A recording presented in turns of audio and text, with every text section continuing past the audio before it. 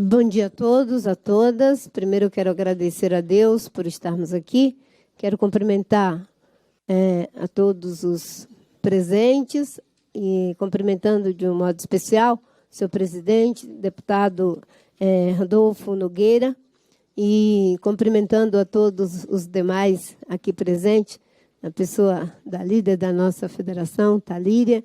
Estou muito feliz de estar aqui, todos os senhores parlamentares, para debater temas que são relevantes, como é o caso da questão de queimadas e degradação, bem como as ações de fiscalização do IBAMA, do ICMBio, do Ministério do Meio Ambiente.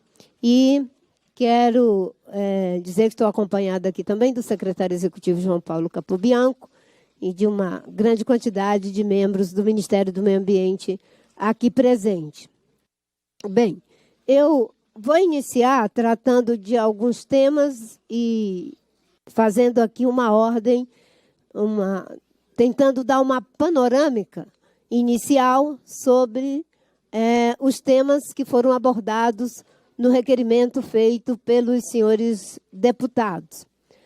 O primeiro deles, que tem a ver, aqui na minha ordem, né, obviamente, que eu não sei qual é a ordem dos senhores, tem a ver com a questão da minha participação no acampamento Terra Livre.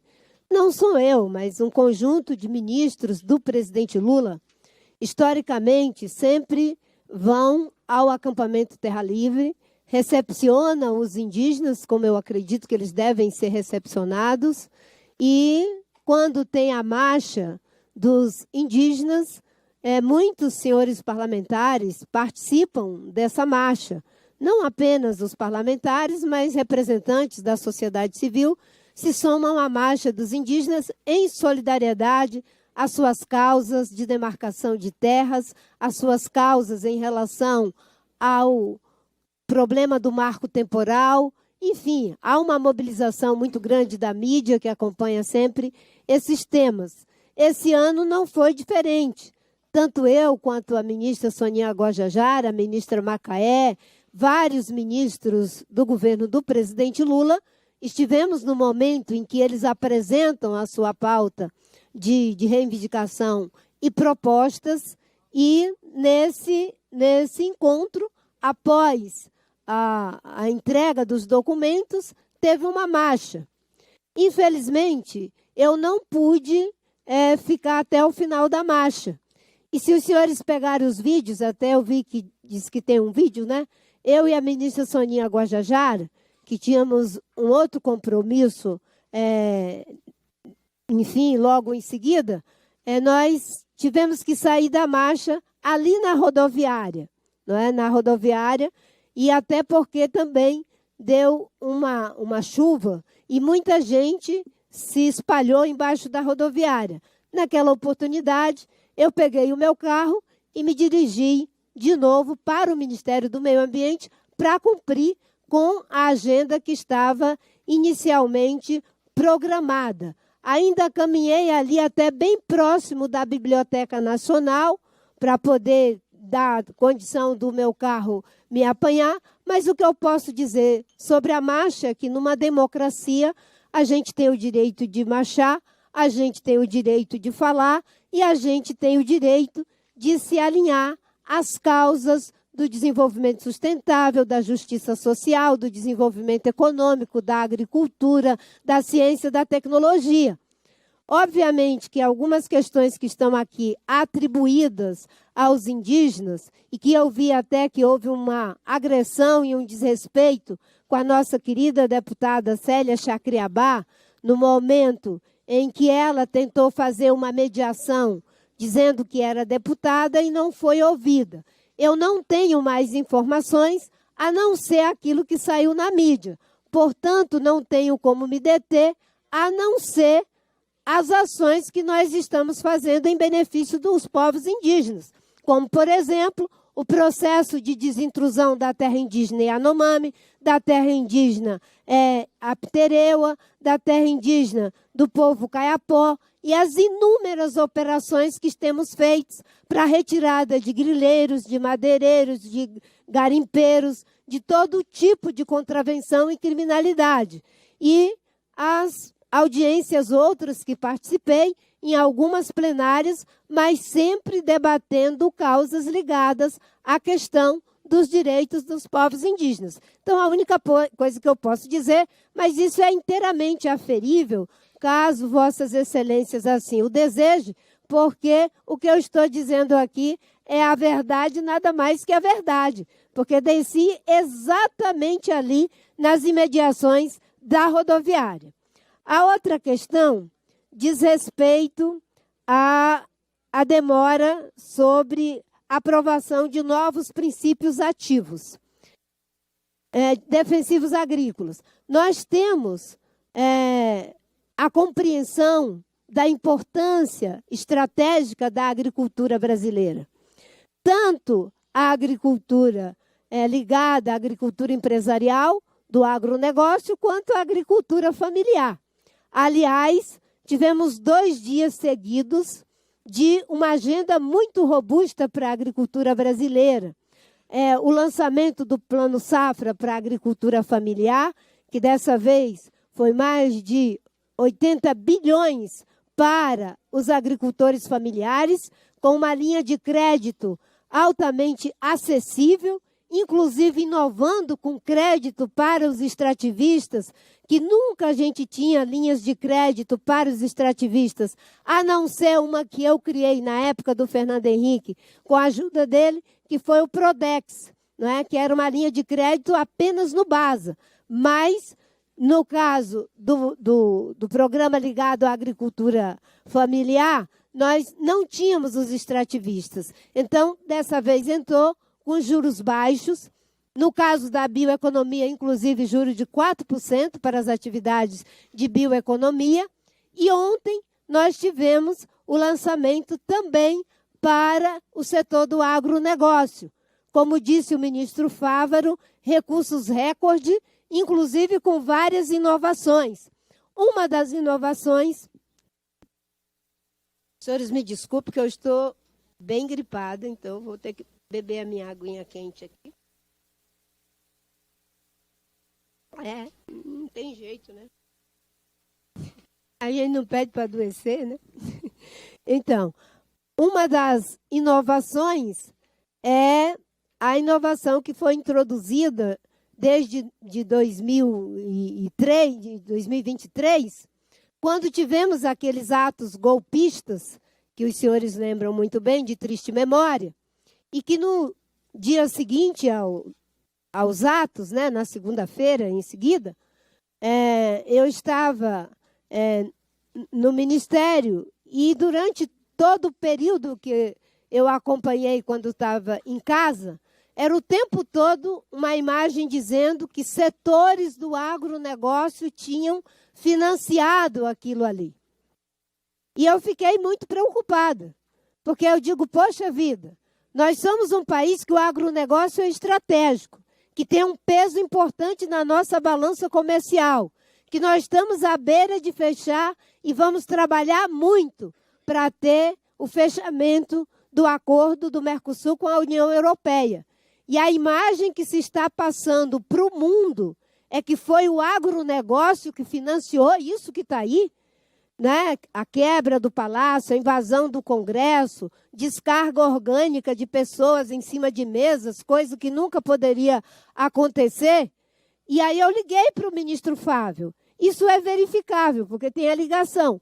Aí o ministro Fávaro, conversamos, eu digo, Fávaro, por que a gente não pensa um programa voltado para a agricultura de baixo carbono? E ele achou a ideia interessante. Começamos a trabalhar juntos, o Ministério do Meio Ambiente, Ministério de Desenvolvimento Agrário, Ministério da Fazenda, e nós concebemos no Plano Safra, senhor presidente, uma inovação, que é a redução de juros, um redutor de juros por boas práticas. Porque, geralmente, as pessoas sabem que tem um custo para você fazer as coisas certas. Né? Tem um custo, pelo menos o custo inicial. Eu sei que o maior custo é fazer a coisa errada. Tem o custo, sobretudo o custo da ética. Porque às vezes você tem que fazer o sacrifício para fazer a coisa certa. Mas, nesse caso, o que a gente precisa é de incentivos. E aí nós estabelecemos um redutor de juros por boas práticas para o agronegócio e também para a agricultura familiar, agora vai sendo beneficiada. Se você tem o uso de bioinsumos, se você está cadastrado no CAR, se você tem o CAR analisado, se você respeita a reserva legal, uma série de procedimentos, área de preservação permanente, tudo isso você não usa de forma inadequada os agrotóxicos, você tem boas práticas, tem a ver com isso, então você vai tendo uma redução de juros que chega até algo em torno de 1,5%, acho que é 1,5%, ou é 1%, agora é 1%, quando soma todos os redutores. Isso se constituiu no incentivo para que os agricultores, cada vez mais, eles façam investimentos na área do desenvolvimento sustentável, voltado para a agricultura de baixo carbono. E nós estamos trabalhando mais uma inovação, deputado Túlio Gadelha, que é a seguinte: se o agricultor ele tem excedente de reserva legal, ele presta um serviço ambiental, um serviço ecossistêmico, que é bom para todos. Então, isso contaria também como um redutor de juros. A gente ainda está em fase de finalização, junto com o Ministério da Agricultura e o Ministério da Fazenda. Então, o Plano Safra é um plano recorde, ele é bem maior do que o que foi o ano passado, sem sombra de dúvidas, mais de 400 bilhões para a agricultura. E no caso da agricultura familiar, mais de 80 bi, com essa inovação de que as comunidades tradicionais também podem ser beneficiadas. Em relação à questão que foi levantada do atraso na avaliação dos agrotóxicos. O IBAMA, na gestão do presidente Lula, ele tem autonomia para fazer as análises. E nós trabalhamos muito, inclusive chamando concursados que estavam na reserva quando nós chegamos. Depois, fizemos um concurso extraordinário para o IBAMA. Conseguimos melhorar de forma significativa a nossa capacidade em todos os setores dentro do IBAMA e do ICMBio, de sorte que as análises elas são feitas de forma criteriosa. Qual é o critério? Não é o critério de protelar, não é o critério de demorar, nada disso. É o critério de ser benéfico para a saúde pública, para o meio ambiente e para o próprio produtor rural. E o IBAMA tem se capacitado muito para viabilizar que não se tenha, né? Porque nós temos uma fila enorme de pedidos de avaliação para novos, entre aspas, novos defensivos agrotóxicos, mas a maioria deles são genéricos, que não tem mudança nenhuma na molécula, e muitos processos que são princípios ativos totalmente antigos, fora de circulação em vários países, e que não ajudam na modernização, na qualidade da produção agrícola brasileira, muito menos a saúde e a proteção do meio ambiente. Então, o Ministério tem sido criterioso e nós defendemos, inclusive na lei do agrotóxico, que o presidente Lula vai regulamentar, nós defendemos as competências do Ministério e do IBAMA para fazer as análises. O Ministério da Agricultura tem o seu papel, mas nós não compreendemos como alguém pode acreditar que a análise ambiental, a análise das implicações em relação à saúde, terão que ser feitas apenas pelo Ministério da Agricultura. É uma gestão e uma responsabilidade compartilhada, porque, obviamente, que com todo o rigor que eu sei que o nosso ministro Fávaro tem, mas eu sempre repito, Pessoas virtuosas criam instituições virtuosas para lhes corrigir quando falharem em suas virtudes. E pessoas virtuosas criam processos e dinâmicas virtuosas para lhes corrigir quando, porventura, falharem em suas virtudes em relação aos processos. Suponhamos que hoje a gente tivesse todo o entendimento de que a análise seria feita sem nenhum viés, mas as instituições não respondem ao humor das pessoas. Elas têm que ter processos e dinâmicas que assegurem a qualidade do que está sendo entregue à sociedade no nível que a sociedade brasileira merece.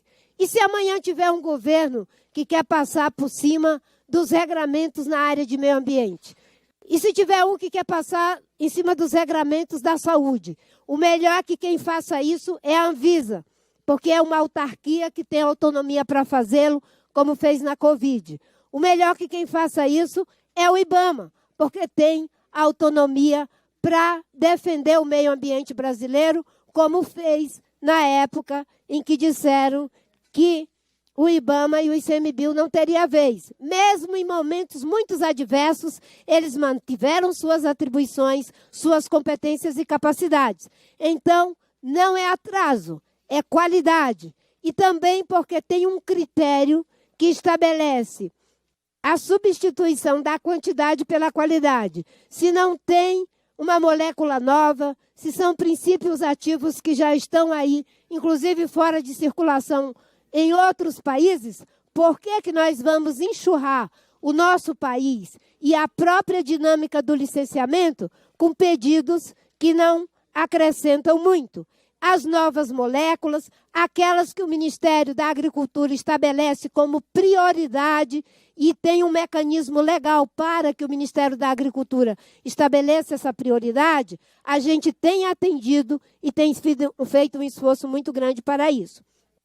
Não sei como é que está o meu tempo, senhor presidente. Obrigada. Então, em relação à questão da aplicação de multas pelo IBAMA, o IBAMA ele faz o seu trabalho. E eu vejo que aqui nós temos um paradoxo, que é um paradoxo para a gente debater, para a gente trabalhar com ele aqui. Sinto que tem uma preocupação desta comissão, e é correta, com a questão do desmatamento, com a questão das queimadas e da degradação. É justo, todos nós devemos estar preocupados, sobretudo no contexto da mudança do clima, em que desmatamento e queimada agrava a mudança do clima, mais eventos climáticos extremos, não é, deputado Bandeira de Mello, mais incêndios, mais problemas, mais prejuízo, inclusive para a agricultura brasileira. Então, corretíssima a preocupação dos senhores quererem esclarecimentos aqui. No entanto, há um questionamento de que o IBAMA tem atuado, autuando, multando, embargando propriedades que não estão de acordo com as regras. Então, o paradoxo é que não há como você cumprir com a função de, numa cultura de muitos crimes ambientais que vêm sendo praticados em relação a desmatamento, em relação à exploração de madeira, em relação a garimpo, em relação a incêndios criminosos, se o agente público vai lá e não cumpre com a sua função institucional. Primeiro, você tem ali uma atitude que é muito mais de alerta. Se você não está em conformidade, aquela atividade vai ser cessada, não pode ter continuidade. Depois você vai ter aplicação de multas e depois você se continua dentro de uma terra indígena, dentro de uma unidade de conservação, de uma terra pública não destinada, fazendo atividades ilegais, as práticas ilegais terão consequência. E é por isso que, em determinadas circunstâncias, há remoção de gado. Nós aumentamos, sim, a nossa capacidade. O IBAMA aumentou a sua capacidade de fazer a cobrança das multas. Inclusive, eu vejo muitos dizerem, mas não adianta, vocês multam, mas vê lá o percentualzinho que é feito de cobrança. O IBAMA, por essas melhorias que nós nos referimos, aumentou a sua capacidade, inclusive, de tornar efetivas as multas que são aplicadas. E o que nós fazemos é inteiramente em conformidade com a lei. Não há nenhum interesse do IBAMA. Quando tem qualquer questão, quem se sente prejudicado pode recorrer. Inclusive, fazemos isso, não é? Mas temos muita segurança dos processos que nós instruímos. Inclusive, em processos de desintrusão de Floresta Nacional, Unidade de Conservação, Reserva Extrativista, como aconteceu recentemente na Reserva Extrativista Chico Mendes, lá no estado do Acre, em que tivemos ali 2 pessoas que foram obrigadas a fazer, por força de lei, duplamente força de lei, a remoção do gado. Bem, o IBAMA faz o seu trabalho e tenta fazer isso da melhor forma possível.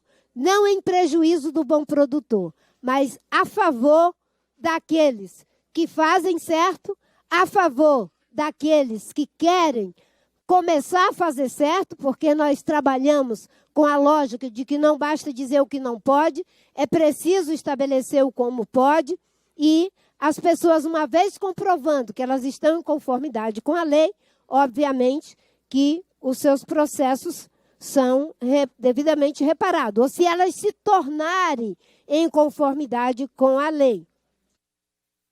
Na questão dos incêndios e degradação, desmatamento, pegando todo esse combo, que eu acho que aí sim, Vossas Excelências me deram a oportunidade de poder trazer aqui algumas questões.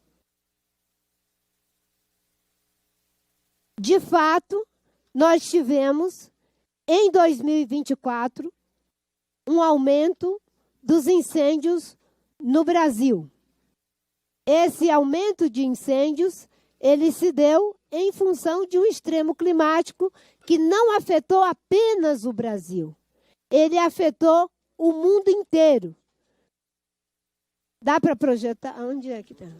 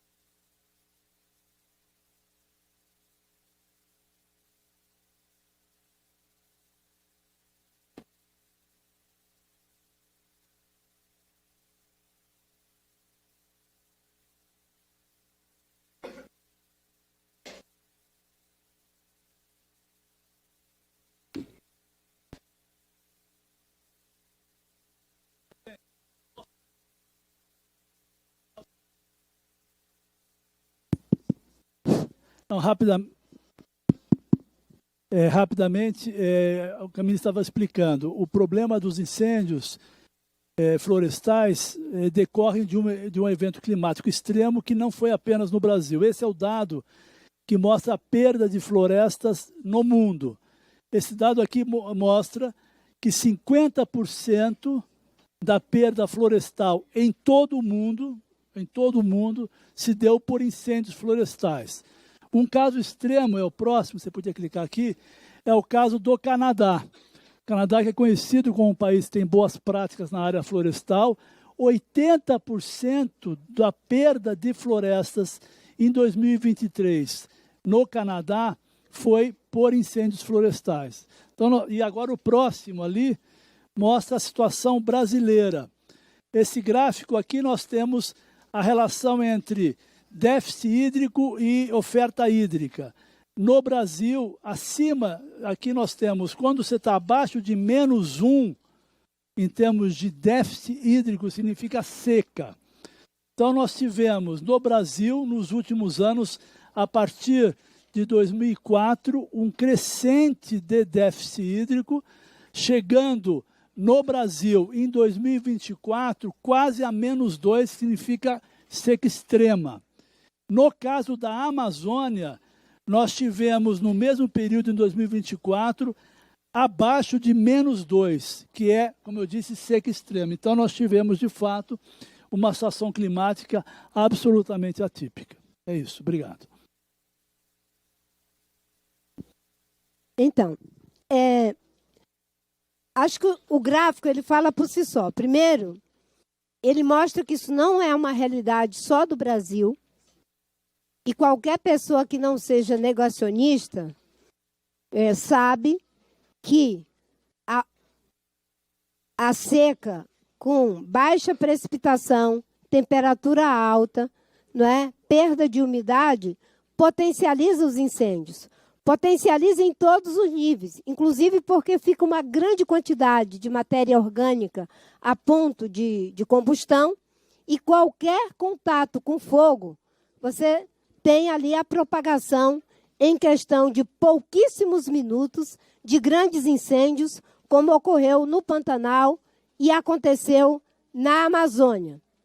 Então, isso fez com que a gente tivesse um processo de retroalimentação perverso. Você tem incêndios criminosos. Eu, inclusive, trouxe aqui um bocado de manchete de jornal do país inteiro, onde todo dia era estampado, que os incêndios eram provocados, a maioria deles, de forma criminosa, inclusive em São Paulo, onde 17 municípios, das 10 horas até 1h da tarde, estavam queimando em função de uma ação orquestrada que foi feita criminosamente. Mas também no Pantanal, inclusive, nós temos mais de 200 inquéritos que foram abertos pela Polícia Federal. Muitos deles não são publicizados, obviamente, mas nós sabemos quem estava praticando e sabemos quem estava por trás estimulando esses incêndios. E a Polícia Federal está fazendo ali todo o seu trabalho, não é? Eu trouxe aqui, só a título de demonstração para os senhores, né? Inquéritos da Polícia Federal sobre incêndios criminosos em 2024 triplicam. Ou seja, nós tínhamos ali uma retroalimentação perversa. A seca extrema, os incêndios criminosos, materiais, né, a ponto de combustão. E uma situação, focos de incêndio disparam, batem recorde em São Paulo e Distrito Federal, e se vê evidência de ação criminosa pelo país. Ao menos 221 processos já foram... pessoas já foram detidas no país por causa de queimadas. Aí os senhores, não vou passar todos, né? Isso aí, se a gente fizer uma busca na internet, tem gente que é muito bom de buscar mentira, buscar verdade, ajuda. Então, se fizer uma busca na internet, vai ter o fato de quantos incêndios criminosos nós tivemos. E isso fez com que a gente tivesse que ter tido uma ação bastante forte para evitar que a gente perdesse completamente o controle da situação. Nós identificamos isso previamente, tomamos providência, nos articulamos com os estados, aumentamos a quantidade de brigadas, buscamos crédito extraordinário, fizemos uma verdadeira força-tarefa no país para evitar que a gente tivesse uma situação que fosse de completo descontrole. Eu digo de completo porque a situação ficou muito agravada. Nós mobilizamos tudo o que nós tínhamos, em termos das brigadas, dos reforços que recebemos da Marinha, que recebemos do Ministério da Defesa, da Polícia Federal, da FUNAI, da PRF, e a parceria com o Corpo de Bombeiro do Estado do Mato Grosso do Sul, do Pará, do Amazonas. Em São Paulo, o governo federal também ajudou naquele momento. O resultado de tudo isso é que, mesmo tendo sido a pior seca, nós ainda conseguimos ter menos área que foi destruída no Pantanal em função de incêndio do que em 2022.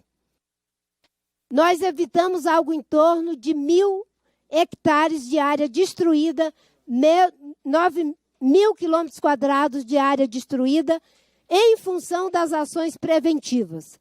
Quando a gente soma o que o governo federal destinou de recurso para as ações de controle das queimadas, de desmatamento, enfim, mas, sobretudo, no caso das queimadas, nós temos aí mais de 1 bilhão, quase 1,5 bilhão de reais investido em ação para o combate a esses incêndios.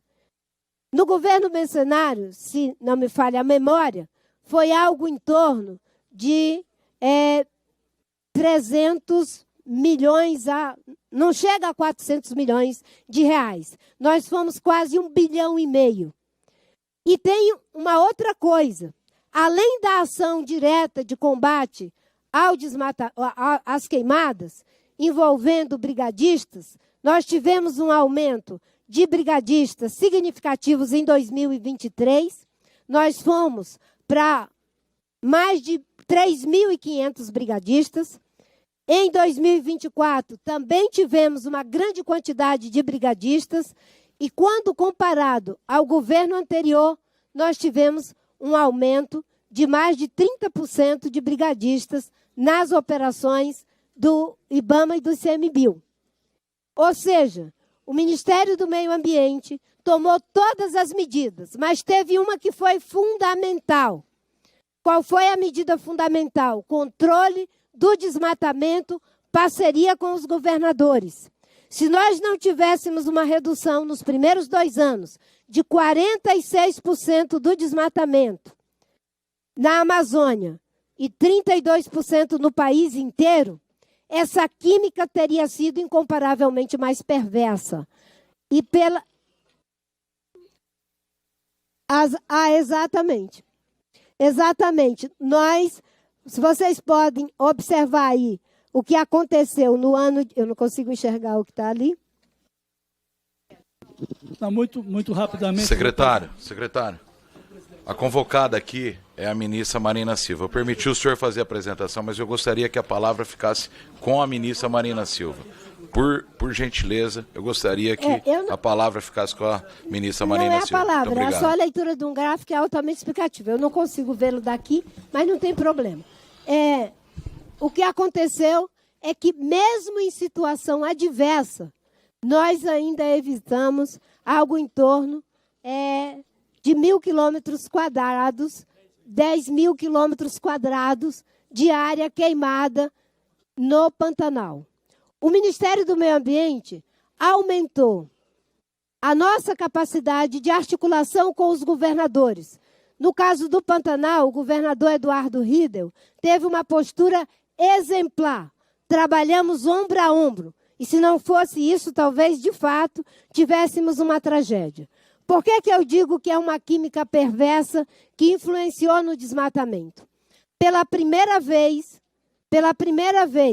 nós temos uma situação em que o desmatamento, chegando agora, inclusive, já em 2025, o desmatamento por incêndio tem se constituído maior do que o desmatamento por corte raso. Enquanto o corte raso atingiu algo em torno de 48% das áreas desmatadas, o desmatamento por queimadas atingiu algo em torno de 52% a 51%. Ou seja, nós estamos diante de uma situação em que o governo tem conseguido controlar o desmatamento, mas a queimada, que é causada pela mudança do clima, que quando a área fica totalmente degradada, em que as árvores perdem o dossel, algo em torno de 30%, ela é considerada uma área desmatada. E a isso conta como desmatamento. Porque no nosso governo também, nós trabalhamos com a ciência. E a ciência, o que ela coloca, nós expomos para a sociedade. E fizemos questão de chamar uma coletiva para mostrar que no mês de maio tivemos uma curva atípica quando vieram os dados do DT, que é um sistema de detecção de desmatamento em tempo real, criado na minha gestão no ano de 2023 e 2024. A gente conseguiu ter um sistema que todos os senhores podem acompanhar. E nós fizemos questão de mostrar que quando entraram os dados das queimadas, nós tivemos no mês de maio um aumento de desmatamento na ordem de 92% a 91%. Está faltando 3 minutos. De 92% a 91%. Obrigada, presidente. Mas a boa notícia é que nós tomamos, como sempre, as medidas atempadas, no tempo certo. No ano de 2024 ainda, nós fizemos vários seminários técnicos científicos para ajustar o plano de prevenção e controle do desmatamento da Amazônia, o plano de controle de desmatamento do Cerrado, e estamos fazendo isso em relação a todos os biomas. E aí, nós temos um dado. Fizemos reunião da sala de situação, aumentamos significativamente as operações do IBAMA, do ICMBio, junto com a Polícia Federal, com a PRF, com a ajuda dos governos estaduais. E, no mês de junho, na Amazônia, nós já podemos dizer que a queda acumulada dos alertas de desmatamento no mês de junho de 2025, comparada ao mesmo mês de junho de 2022, foi de 65%. Isso é ação de prevenção, é capacidade de mobilização, mas é, sobretudo, também parceria. E a parceria não é só dos agentes públicos. Tem muitos segmentos da sociedade, do setor privado, do agronegócio, da agricultura familiar, de diferentes segmentos que estão na agenda, que não querem ver o seu negócio ser prejudicado. Até porque o prejuízo é da ordem de bilhões quando temos secas extremas para o agronegócio, para a agricultura familiar. Para os incêndios, vocês viram também o que aconteceu em São Paulo. E com essa queda, nós chegamos ao menor número de alerta de desmatamento para o mês de junho, desde 2015. E olha que nós, de fato, tínhamos ficado muito preocupados, e eu atribuo que a convocação de Vossas Excelências tem a ver com essa preocupação também, de que viram que tinha um aumento, mas, obviamente, que os senhores podem legislar, e nós, como Executivo, temos que agir. E nós poderemos ter alguma variação em relação ao dado do INPE, não é? Mas o que nós sabemos é que nós estamos conseguindo dar uma resposta à altura da preocupação de todos nós que estamos nessa sala. Um ponto para fechar aqui, que eu disse que ia me ater muito mais a isso, já que as outras questões a gente pode ir para o debate, é uma questão que eu considero muito relevante nessa agenda do desmatamento, é que mesmo que na Amazônia a gente tenha conseguido um aumento em maio de 15% de 15% a 10% no corte raso, nós estamos ainda estabilizados dentro da margem de erro. E esse aumento é em relação a nós mesmos, não em relação a 2022. E como eu disse em outras vezes que eu vim aqui, ia ficar cada vez mais difícil, porque você tem as primeiras quedas e depois as coisas vão ficando mais complexas. Por isso que agora o trabalho não é só comando e controle, são as ações de incentivo ao desenvolvimento sustentável. E aí eu vou poder falar disso com as ações que já estamos fazendo, com recursos do Fundo Amazônia, com recursos do Fundo Clima, com recursos do Ecoinvest, com recursos que o próprio Ministério, junto com o Ministério da Fazenda, foi capaz de mobilizar na ordem de bilhões para apoiar atividades produtivas sustentáveis. E aí entram grandes e pequenos. Obrigada, senhor presidente. Desculpe.